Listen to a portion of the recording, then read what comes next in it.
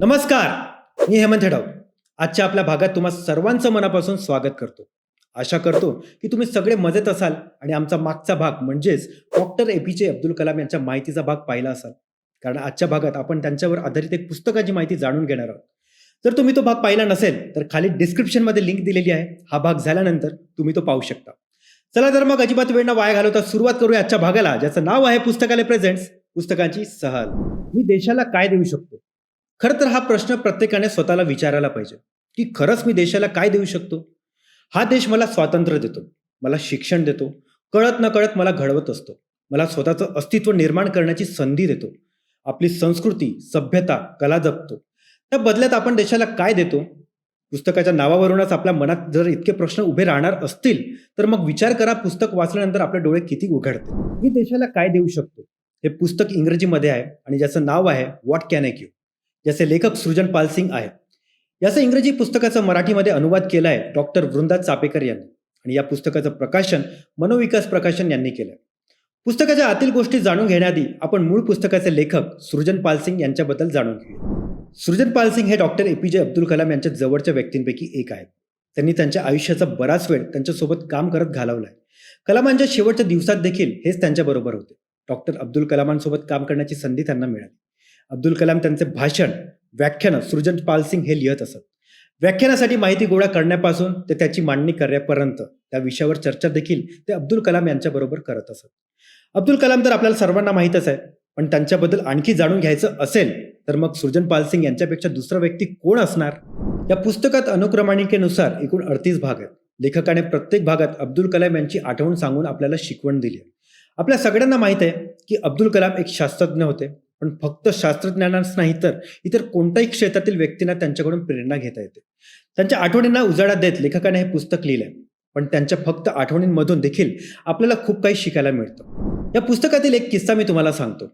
एक प्रसिद्ध विनोदवीर वीरदास यांनी एप्रिल 2015 मध्ये डॉक्टर कलाम यांची खिल्ली उडवण्याचा कार्यक्रम केला. डॉक्टर कलाम यांच्यासारखे ब्रह्मचारी एक प्रयोग सादर करीत आहेत आणि बायका त्यांच्यावर तुटून पडत आहेत. अशा प्रकारचा काल्पनिक कार्यक्रम त्यांनी सादर केला होता. काही प्रेक्षकांना तो आवडला नाही. विनोद देखील उत्कृष्ट नव्हते आणि इतक्या मोठ्या माणसाचा असा अपमान करणं त्यांना आवडलं नाही. त्यामुळे त्यांनी पोलिसांना बोलावलं आणि शो बंद करून त्यांना अटक केली आणि दुसऱ्या दिवशी ही बातमी वृत्तपत्रात आली. सृजन पालसिंग हे जाऊन अब्दुल कलाम यांना भेटले आणि त्यांना हा वृत्तांत सांगितला. त्यावर अब्दुल कलाम म्हणाले, यात अपमानास्पद वाटून घेण्यासारखे काहीच नाही. उपहास हा विनोदाचा एक भाग आहे. तुम्ही विनोदाला म्हणजेच विनोदाच्या तपशिलाला हसता, विषयाला नाही. हा फरक समजून घे. विनोदाच्या मागची कल्पना हीच आहे. चांगला विनोद तुम्हाला हसवतो आणि वाईट विनोद हसवत नाही, एवढंच. आपला अपमान झालाय वगैरे असं काही मांडण्याची गरज नाही. अगदी सरळ आणि सोप्या भाषेत त्यांनी विनोदाचे प्रबोधन देखील सांगितले आणि विषय कसे हाताळायचे हे देखील शिकवले. या पुस्तकात तुम्हाला त्यांच्या उत्तम कवितांपैकी एक कविता देखील वाचायला मिळते आणि ती कविता त्यांनी त्यांच्या आईसाठी लिहिली होती. शिवाय या पुस्तकात त्यांना लिहिल्या गेलेल्या पत्रांचे मजकूर देखील आहेत. अब्दुल कलाम यांचे काही दुर्मिळ फोटो आणि ते केव्हा काढले त्या प्रसंगाची माहिती देखील या पुस्तकात आपल्याला मिळते. आयुष्य जगावं कसं? आयुष्य जगताना आपला दृष्टिकोन कसा असावा या प्रश्नांची उत्तरं देखील आपल्याला या पुस्तकात सापडतात. आपल्याला सगळ्यांनाच माहिती आहे, अब्दुल कलाम यांनी त्यांच्या व्याख्यानातून नेहमीच तरुणांना प्रोत्साहन दिले. त्यांनी तरुणांना दिलेल्या संदेशाची पुन्हा एकदा आठवण या पुस्तकात लेखकांनी करून दिली आहे. जसा कुंभार ज्याप्रमाणे मातीला आकार देऊन मडके घडवतो, अगदी त्याच प्रकारे विद्यार्थ्यांना घडवण्याची जबाबदारी एका शिक्षकाची असते. आणि याची हा म्हणजेच यांच्यासारखे हेच असे उत्कृष्ट शिक्षक म्हणून डॉक्टर कलाम यांना ओळखले जाते. त्यामुळे स्वतःला घडवण्यासाठी, आपल्या आयुष्याला आकार देण्यासाठी त्यांच्या मार्गदर्शक ठरणाऱ्या या कथा खूप मोलाच्या आहेत. लेखकाने देखील जास्त आढेवेढे न घेता अगदी सोप्या भाषेत प्रसंगानुरूप गोष्टी आपल्याला सांगितल्या. त्यामुळे त्या समजून घ्यायला आपल्याला अधिक सोप्या जातात.